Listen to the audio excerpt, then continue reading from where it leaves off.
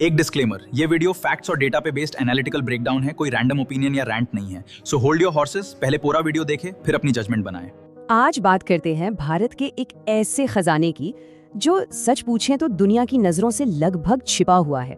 एक ऐसी जगह जिसे कुछ लोग भविष्य की उम्मीद कहते हैं, द लास्ट आर्क या कह लीजिए आखिरी जहाज।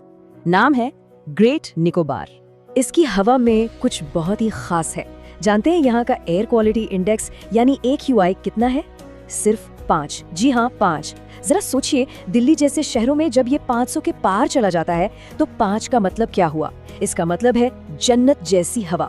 ये शायद इस ग्रह पर मौजूद सबसे साफ, सबसे शुद्ध हवा है। तो फिर सबसे बड़ा सवाल यही उठता है कि इस जगह को, इस जन्नत को काटने की तैयारी आखिर क्यों हो रही है?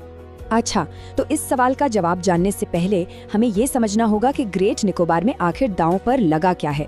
इसे क्यों एक सर्वाइवल एसेट कहा जा रहा है, यानी एक ऐसी संपत्ति जो हमारे अस्तित्व के लिए जरूरी है।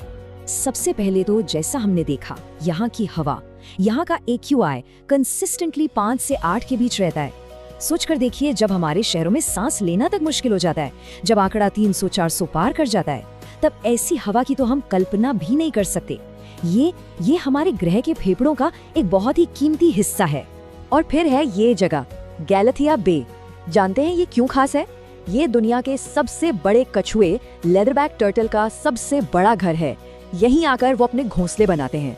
तो ये सिर्फ एक बीच नहीं है, ये एक वैश्विक धरोहर है।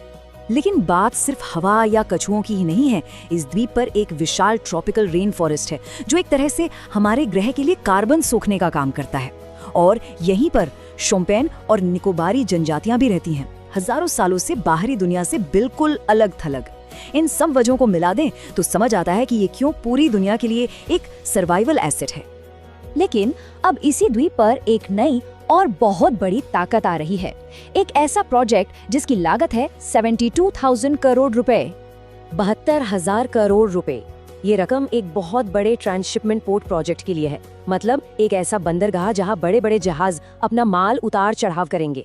ये आंकड़ा ही अपने आप में बता देता है कि इस प्रोजेक्ट का स्केल कितना बड़ा है और इसके पीछे कितनी जबरदस्त आर्थिक और राजनीतिक ताकत लगी है। तो सवाल ये है कि इतने बड़े निवेश का मकसद क्या है? जो बताया जा रहा है वो ये है कि दक्षिण चीन सागर में भारत को एक रणनीतिक बढ़त दिलाना। ये एक बहुत बड़ा जियोपॉलिटिकल मूव है। पर इसकी कीमत कौन चुकाएगा? और बस यहीं से कहानी में असली टकराव शुरू होता है। एक तरफ है हजारों साल पुराना बिल्कुल अनछुआ इकोसिस्टम और दूसरी तरफ है एक विशालकाय इंडस्ट्रियल प्रोजेक्ट। ये दो अलग अलग भविष्य हैं जो अब आमने सामने आकर टकरा रहे हैं। तो सौदा क्या है? देखिए, एक तरफ 72,000 करोड़ रुपए का ट्रांसशिपमेंट पोर्ट और दूसरी तरफ इसकी कीमत 8.5 लाख पेड़ जिन्हें काटा जाना है। और शायद यही एक लाइन इस पूरी बहस का सार है। रणनीतिक महत्व बनाम पारिस्थितिक आत्महत्या। ये सिर्फ एक प्रोजेक्ट नहीं है, ये एक चुनाव है, एक बहुत बड़ा चुनाव। अब जरा देखते हैं कि जो ऑडिट हुए हैं वो क्या कहते हैं। उनके मुताबिक नतीजे क्या हो सकते हैं? पहला, तापमान में 3 से 4 डिग्री सेल्सियस की बढ़ोतरी। ये सुनने में शायद कम लगे, पर इतने नाजुक इकोसिस्टम के लिए ये तबाही से कम नहीं। दूसरा, 8.5 लाख पेड़ों का सफाया। मतलब इस द्वीप के जो फेफड़े हैं वो हमेशा के लिए खत्म हो जाएंगे। ये सिर्फ नंबर नहीं है, ये एक आने वाली तबाही के संकेत हैं। पर ये सिर्फ पेड़ों और तापमान की ही कहानी नहीं है, इसका एक इंसानी पहलू भी है। यहाँ रहने वाली शोम्पेन और निकोबारी जनजातियां, उनके अस्तित्व पर ही सवाल खड़ा हो गया है।